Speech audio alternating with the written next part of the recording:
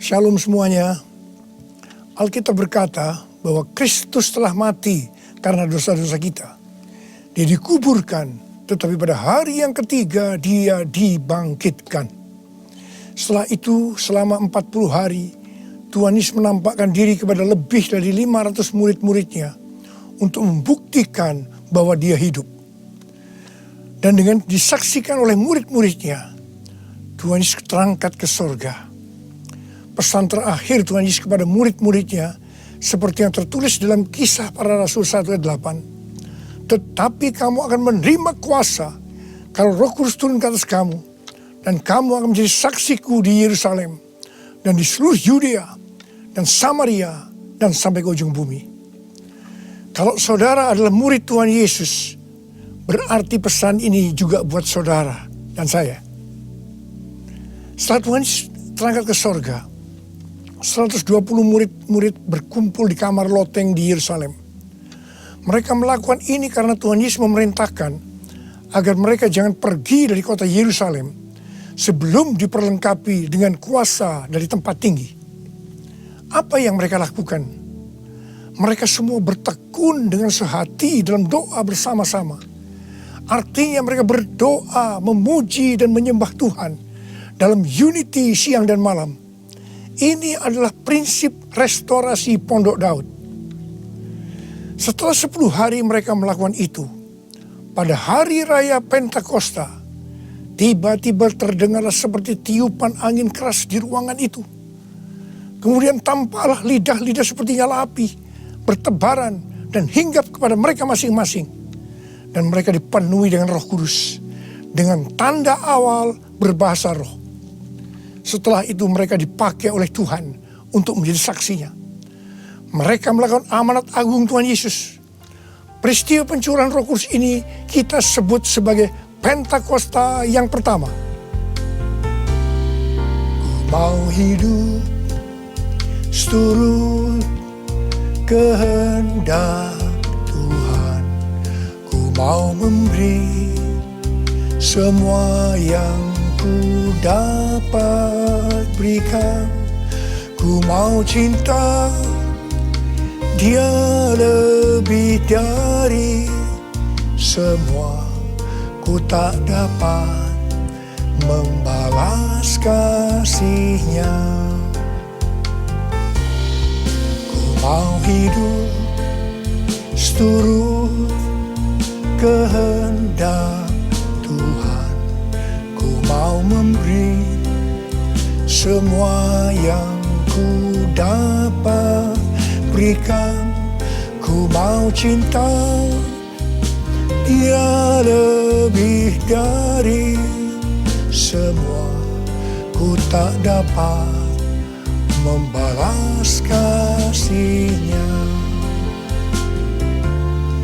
Ku tak dapat membalas kasih-Nya. Ketika Tuhan Yesus ditanya oleh murid-muridnya mengenai tanda kedatangan Tuhan Yesus kembali dan tanda kesudahan dunia ini, salah satunya Tuhan Yesus menjawab dari Matius 24 ayat 14. Dan Injil kerajaan ini akan diberitakan di seluruh dunia, menjadi kesaksian bagi semua bangsa. Dan sesudah itu barulah tiba kesudahannya. Jadi Tuhan Yesus akan datang kembali setelah Injil kerajaan diberitakan di seluruh dunia, menjadi kesaksian bagi semua bangsa. Tuhan Yesus pasti datang kembali. Karena itu Tuhan Yesus memberikan tugas kepada kita, murid-muridnya, untuk menjadi saksi. Yaitu pergi dan menjadikan semua bangsa itu murid Tuhan Yesus. Ini yang disebutkan dengan amanat agung Tuhan Yesus. Untuk melakukan amanat agung Tuhan Yesus tidak bisa dengan kekuatan sendiri, tetapi dengan kuasa yang diberikan Roh Kudus kepada kita.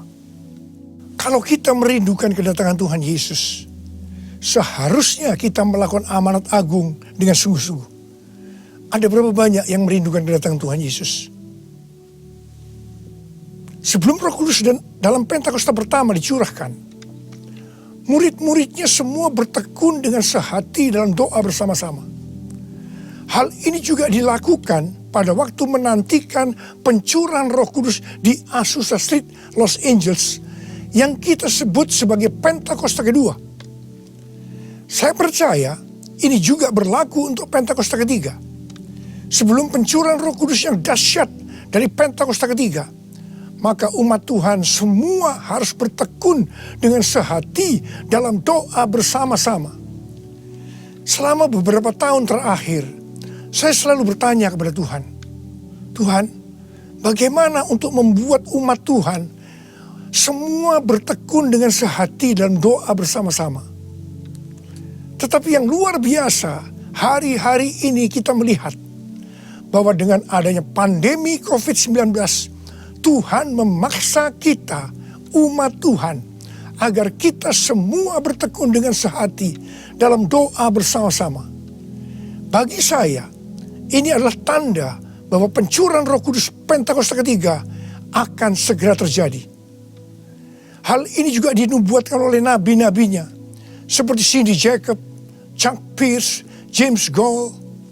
Cindy Jacob bahkan bernubuat untuk gereja kita, bahwa akan makin banyak gereja-gereja yang akan ditanam, dan akan banyak muncul murid-murid Tuhan Yesus. Kemuliaan Tuhan akan turun di gereja-gereja ini, dan bahkan mereka, yaitu saudara akan diutus sampai ke ujung-ujung bumi. Sedangkan James Goll melihat bahwa orang-orang di Indonesia sedang catching the fire. Pada saat murid-murid Tuhan Yesus dipenuhi Roh Kudus, tanda awalnya adalah mereka berbahasa roh. Saya rindu agar saudara semua dibaptis Roh Kudus dengan tanda awal berbahasa roh, karena banyak manfaatnya. 1 Korintus 14 ayat 2 berkata, siapa yang berkata-kata dengan bahasa roh, tidak berkata-kata kepada manusia, tetapi kepada Allah. Sebab tidak ada seorang pun yang mengerti bahasanya. Oleh roh ia mengucapkan hal-hal yang rahasia. Karena itu pada waktu kita berkata-kata dalam bahasa roh, kita merasakan hadirat Tuhan. Ada sukacita yang akan memenuhi kita. Seperti yang dikatakan dalam Mazmur 16 ayat 11. Di hadapanmu ada sukacita berlimpah-limpah. Di tengah-tengah pandemi ini, kita perlu mengalami sukacita yang berlimpah-limpah untuk melawan ketakutan, kekhawatiran, kepanikan. 1 Korintus 14 ayat 4 berkata, siapa yang berkata-kata dengan bahasa roh, ia membangun dirinya sendiri. Artinya, manusia roh kita yang akan dibangun. 1 Korintus 14 ayat 14 dan 15 berkata, jika aku berdoa dengan bahasa roh, maka rohkulah yang berdoa, tetapi akal budiku tidak turut berdoa. Jadi, apakah yang harus kubuat? Aku akan berdoa dengan rohku, tetapi aku akan berdoa juga dengan akal budiku. Aku akan menyanyi dan memuji dengan rohku, tetapi aku akan bernyanyi dan memuji juga dengan akal budiku. Manusia itu terdiri dari roh, jiwa, dan tubuh. Semuanya itu harus bisa memuji Tuhan. Kita memuji Tuhan dengan tubuh kita, dengan cara bertepuk tangan, mengangkat tangan, melompat, menari, dan lain-lain.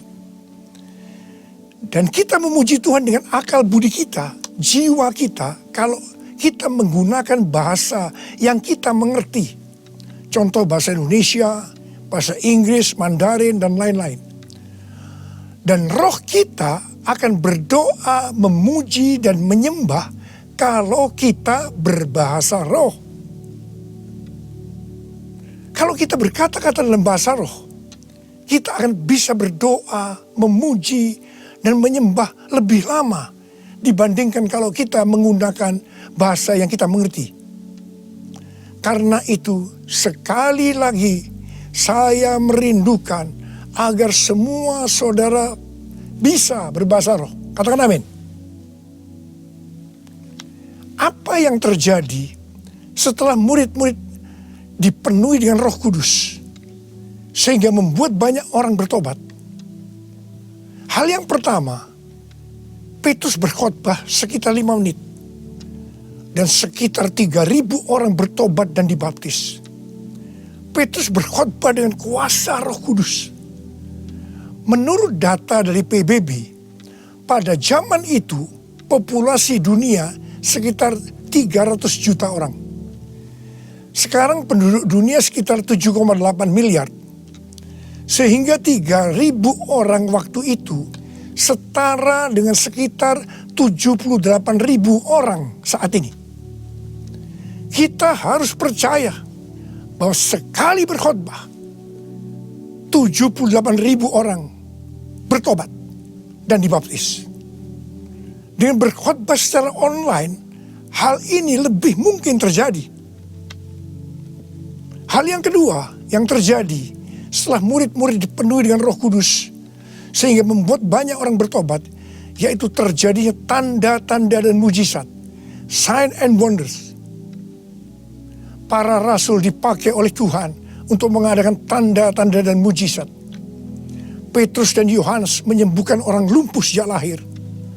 Bayangan Petrus saja bisa menyembuhkan orang. Sapu tangan atau kain yang pernah dipakai oleh Paulus, jika diletakkan pada orang sakit atau orang yang dirasuk setan, maka orang itu akan sembuh. Tuhan Yesus berkata dalam Markus 16 ayat 15 sampai dengan 18, bahwa kalau kita pergi untuk memberitakan Injil, maka tanda-tanda dan mujizat, sign and wonder akan menyertai kita. Sejak tahun 2006, saya diperintahkan Tuhan untuk mengadakan kebaktian kesembuhan ilahi. Selama 14 tahun, saya sudah mengadakan 318 kali kebaktian kesembuhan ilahi. Setiap kali saya berkhotbah, pasti saya memberitakan Injil. Dan tanda-tanda dan mujizat terjadi. Saya diperkenankan oleh Tuhan untuk melihat dan mengalami mujizat seperti yang dilakukan oleh Tuhan Yesus 2000 tahun yang lalu. Pada waktu acara lawatan Roh Kudus Pulihkan Indonesiaku tanggal 29 Mei yang lalu, Cindy Jacob bernubuat bahwa Indonesia akan menjadi sangat penting dalam sejarah kekristenan. Mujizat-mujizat seperti orang buta melihat, orang tuli mendengar akan merupakan hal yang biasa yang akan terjadi di gereja-gereja lokal. Wow, orang-orang muda akan mendapatkan jubah mujizat. Ini adalah Pentakosta yang ketiga. Haleluya. Hal yang ketiga yang terjadi setelah murid-murid dipenuhi dengan Roh Kudus, sehingga membuat banyak orang bertobat, yaitu cara hidup jemaat berubah. Yang pertama, mereka bertekun dalam pengajaran rasul-rasul dan dalam persekutuan. Ini bisa diartikan mereka suka membaca Alkitab. Judul Mazmur 119 yang merupakan pasal dengan ayat terpanjang dalam Alkitab adalah bahagianya orang yang hidup menurut firman Tuhan. Jadi orang yang hidup sesuai dengan firman Tuhan itu akan berbahagia. Dalam pandemi COVID-19 kita harus banyak membaca, merenungkan dan melakukan firman Tuhan agar supaya kita berbahagia. Sehingga kita bisa mengatasi segala dampak yang buruk akibat pandemi COVID-19. Mazmur 119 ayat 105 berkata, firman-Mu itu pelita bagi kakiku dan terang bagi jalanku. Firman-Mu pelita bagi kakiku, terang bagi jalanku. Firman-Mu pelita bagi kakiku, terang bagi jalanku. Waktu ku bimbang dan hilang jalanku, tetaplah Kau di sisiku. Dan takkan ku takut asal Kau di dekatku, sertaku selamanya.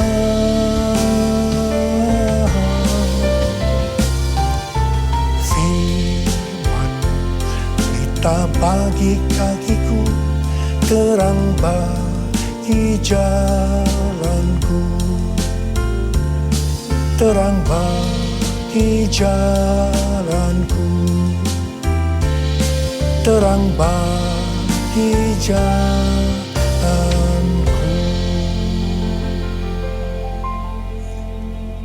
Tuhan memberikan tema tahun 2020 adalah tahun dimensi yang baru. Kita tidak pernah menyangka bahwa tahun dimensi yang baru adalah seperti sekarang ini, di mana dengan adanya pandemi COVID-19, kita sekarang memasuki new normal. Ayat emas yang Tuhan berikan adalah dari 2 Korintus 3 ayat 18 dan Ulangan 28 ayat 13 dan 14. Melalui 2 ayat emas ini, Tuhan berkata bahwa kalau kita makin serupa dengan gambar Yesus, yang berarti kemuliaan Dia di dalam kita semakin besar, maka berkat secara jasmani yang akan kita terima akan semakin besar. Kita diberkati untuk menjadi berkat. Katakan amin. Engkau diangkat menjadi kepala dan bukan ekor.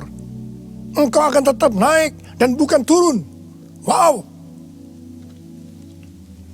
Tanggal 1 Januari 2020, saya digerakkan oleh Roh Kudus untuk berkata bahwa memasuki tahun 2020 dalam bekerja mencari nafkah tidak bisa dengan cara yang lama, tetapi harus menuruti firman Tuhan, tuntunan Tuhan. Ternyata hal-hal ini yang sedang terjadi. Kita sedang memasuki resesi ekonomi secara global. Cara-cara yang lama dalam bekerja sudah tidak bisa dipakai lagi. Kita harus bekerja menurut tuntunan firman Tuhan. Kita harus peka terhadap suara Tuhan. Untuk itu, kita harus menjadi serupa, makin menjadi serupa dengan gambarnya. Orang yang menjadi serupa dengan gambarnya, itu adalah murid Tuhan Yesus. Dengan goncangan ekonomi global yang sedang terjadi saat ini, banyak dari generasi milenial dan generasi Z harus menghadapi kenyataan bahwa betapa rapuhnya budaya mereka dan kehidupan yang dibangun di atasnya. Padahal selama ini mereka begitu percaya diri dan bahkan sombong. Maaf, mereka merasa tidak perlu melibatkan Tuhan, tidak perlu bertanya kepada Tuhan dalam sebuah resep kesuksesan. Sekarang mereka akan tergoncang. Karena itu saya percaya bahwa melalui pandemi COVID-19 ini, banyak orang-orang muda yang bertobat dari cara-cara yang lama. Mereka kalau mau diberkati dalam seluruh yang dikerjakan, engkau harus menjadi murid sehingga peka terhadap tuntunan Tuhan. Tidak salah kalau akan terjadi kebangkitan generasi Yeremia, yaitu anak-anak muda yang dipenuhi dengan Roh Kudus, cinta mati-matian kepada Tuhan Yesus, tidak kompromi terhadap dosa, dan akan memenangkan banyak jiwa. Hal yang kedua, cara hidup jemaat berubah. Mereka selalu berkumpul memecahkan roti dan berdoa. Ini bisa dikatakan bahwa mereka hidup dalam unity dan suka berdoa. Yang ketiga, cara hidup jemaat berubah. Mereka suka memberi. Suka memberi. Sehingga tidak ada yang berkekurangan. Dalam keadaan krisis ekonomi ini, kita diperintahkan oleh Tuhan untuk memberi dan menabur. Kisah Para Rasul 20 ayat 35b berkata, adalah lebih berbahagia memberi daripada menerima. Saudara harus saling memperhatikan mereka-mereka yang ada di kul-kul. Cara hidup jemaat berubah. Mereka selalu bergembira dan dengan tulus hati sambil memuji Allah. Jadi, mereka semua suka membaca Alkitab suka berdoa, unity, suka memberi, suka memuji Allah dengan gembira dan tulus hati. Dan dikatakan mereka disukai semua orang. Dan tiap-tiap hari jumlah orang yang diselamatkan bertambah. Haleluya! Haleluya! Haleluya! Haleluya! Haleluya!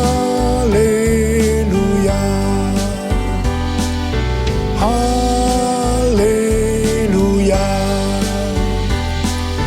Haleluya!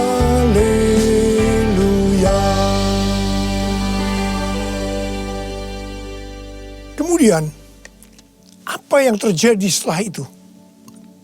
Goncangan terjadi. Aniaya yang hebat terjadi kepada orang-orang percaya di Yerusalem. Selain rasul-rasul, mereka semua harus lari ke seluruh daerah Yudea dan Samaria. Dan pada akhirnya ke ujung bumi. Mereka selama ini berada di zona nyaman di Yerusalem. Mereka biasa berkumpul dalam unity, membaca Alkitab, berdoa, dan memuji bersama-sama dengan sukacita. Suka memberi, sehingga tidak ada yang berkekurangan. Mereka berpikir menjadi orang Kristen hanya seperti itu. Mereka lupa bahwa mereka harus pergi menginjil. Caranya bagaimana? Aniaya diizinkan oleh Tuhan. Saya percaya melalui goncangan pandemi COVID-19 ini, kita umat Tuhan yang selama ini ada di zona nyaman, juga akan dipaksa untuk melakukan amanat agung Tuhan Yesus, yaitu pergi menjadikan semua bangsa murid Tuhan Yesus. Katakan amin. Selain goncangan, juga terjadi perubahan paradigma dalam pelayanan. Selama ini murid-murid Tuhan Yesus mempunyai pengertian bahwa yang memperoleh keselamatan hanya orang-orang Yahudi saja. Tetapi dengan adanya pertobatan dari Kornelius yang bukan orang Yahudi, dan Roh Kudus turun ke atas mereka dan mereka berbahasa roh. Dengan perdebatan yang cukup panjang, akhirnya lewat kesaksian Petrus, para rasul dan seluruh orang percaya di Yudea dapat menerima bahwa keselamatan bukan hanya untuk orang Yahudi saja, tetapi untuk semua bangsa, termasuk bangsa Indonesia. Katakan amin. Dengan adanya pandemi COVID-19, kita juga mengalami perubahan paradigma dalam pelayanan kita. Yang tadinya kita beribadah di gedung gereja, kita berkumpul bersama-sama, bisa berjabatan tangan, saling berpelukan, menyatakan kasih kita, melakukan penumpangan tangan. Sekarang berubah total menjadi ibadah online. Bahkan ada yang tidak bisa melakukan online, sehingga tidak bisa beribadah. Kita memasuki new normal dan tidak bisa melakukan seperti hal-hal di atas. Kita tidak tahu dengan pasti bentuk ibadah kita selanjutnya. Tetapi yang Tuhan mau, kita bisa menerima perubahan paradigma dalam pelayanan ini. Karena sama seperti yang terjadi pada waktu itu, dengan adanya perubahan paradigma, justru terjadi penuaian yang jauh lebih besar. Itu juga yang akan terjadi pada kita pada hari-hari ini. Saya mau berdoa buat saudara. Mari angkat tangan saudara. Kita nyanyikan lagu ini bersama-sama. Curahkanlah kuasa-Mu Tuhan, mujizat terjadi di tempat ini. Amin. Curahkanlah kuasa-Mu Tuhan, mujizat terjadi sekarang ini. Curahkan ya Tuhan, curahkanlah kuasa-Mu Tuhan, mujizat terjadi di tempat ini. Haleluya. Curahkanlah kuasa-Mu Tuhan, Mujizat terjadi sekarang ini. Mujizat terjadi sekarang ini. Mujizat terjadi sekarang ini.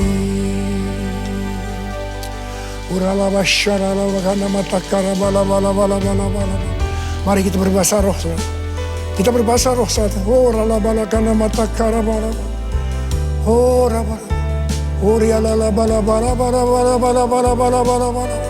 Oh Yesus, oh Yesus, Yesus.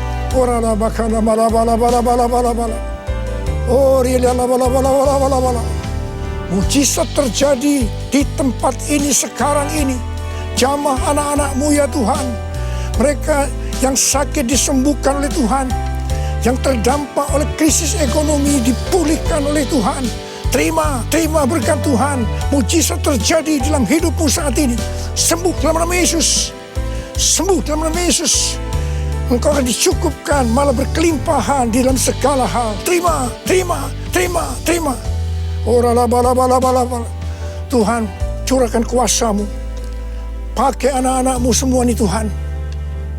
Menjadi saksi-Mu. Melakukan amanat agung Tuhan Yesus.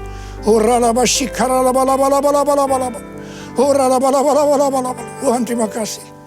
Perlindungan-Mu di masa pandemi ini buat anak-anak-Mu. Engkau mengasihi anak-anak-Mu semua. Hamba berdoa buat mereka. Hamba berdoa. Curahkan damai sejahtera-Mu pada mereka ya Tuhan. Terima kasih ya Bapak. Terima kasih Bapa. Dalam nama Yesus kami berdoa. Bersama-sama katakan amin. Mari saudara-saudara, kita akan masuk dalam perjamuan kudus. Kita akan mengingat ayat ini. Sebab setiap kali kamu makan roti ini dan minum cawan ini, kamu memberitakan kematian Tuhan sampai Ia datang. Perjamuan kudus adalah perjamuan Tuhan sendiri.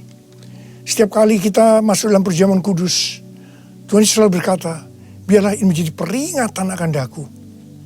Karena itu mari, arahkan hati saudara kepada kebaikan Tuhan. Kita akan mengingat kebaikan Tuhan. Mari, tundukkan kepala. Tuhan, siapakah kami ini sebelum kami mengenal Engkau? Kami semua orang berdosa. Upah dosa adalah maut, mati. Tapi Engkau yang tidak berdosa telah dijadikan dosa oleh karena kami. Engkau harus turun dari surga mulia, mati kami dengan penderitaan yang luar biasa. Sungguh betapa baiknya Engkau ya Tuhan. Engkau jadikan kami sebagai anak-anak-Mu. Engkau tuntun, Engkau bela, Engkau lindungi. Engkau tegur kalau kami salah. Engkau sembuhkan kami. Tuhan, itu Engkau ya Abah. Itu Engkau. Saudara, Tuhan akan memberkati saudara melalui perjamuan kudus. Tapi Tuhan mau kita makan dan minum dengan cara yang benar. Oleh karena itu sekarang masing-masing berdoa. Introspeksi. Lihat keadaan dirimu masing-masing. Jangan menyimpan dosa. Kalau saat ini Tuhan ingatkan ada dosa yang harus diselesaikan, langsung minta ampun. Katakan ampuni saya Tuhan. Ampuni saya Tuhan. Tuhan ampuni anak-anak-Mu Tuhan. Ampuni anak-anak-Mu ya Tuhan. Layakkan kami untuk masuk dalam perjamuan kudus hari ini. Betapa baiknya Engkau ya Tuhan di tengah-tengah pandemi ini. Engkau terus menyertai kami anak-anak-Mu. Terima kasih Bapa.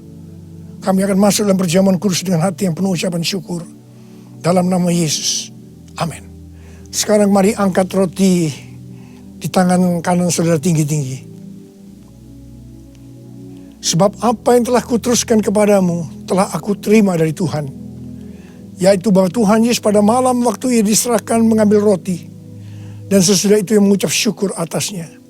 Dia memecah-mecahkannya dan berkata, inilah tubuhku yang diserahkan bagi kamu. Perbuatlah ini menjadi peringatan akan aku. Saudara yang kasih Tuhan, bukankah roti yang kita pecah-pecahkan ini adalah persekutuan kita dengan tubuh Kristus? Mari kita makan dalam nama Yesus.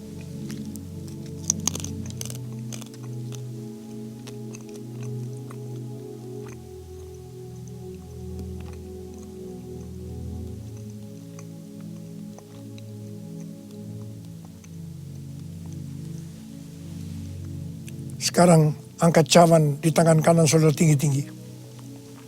Demikian juga ia mengambil cawan sesudah makan lalu berkata, cawan ini adalah perjanjian baru yang dimeteraikan oleh darahku. Perbuatlah ini setiap kali kamu meminumnya menjadi peringatan akan aku. Sudah dikasih Tuhan, bukan cawan pengucapan syukur. Yang atasnya kita ucapkan syukur adalah persekutuan kita dengan darah Yesus. Mari kita minum dalam nama Yesus.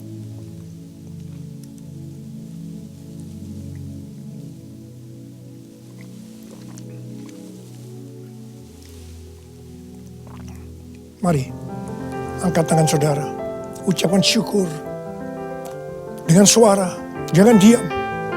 Tuhan, kami terima kasih ya Tuhan. Kami bersyukur ya Tuhan, terima kasih. Terima kasih ya Tuhan. Kami bersyukur buat kebaikan Tuhan. Kami bersyukur buat kebaikan Tuhan. Oh, terima kasih.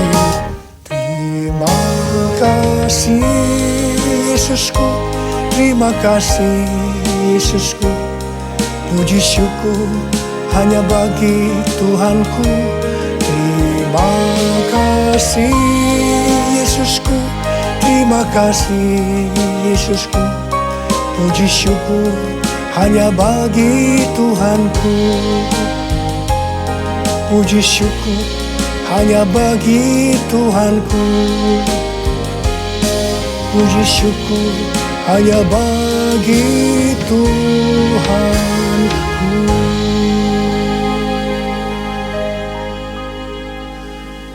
Angkat tangan saudara, terima berkat Tuhan.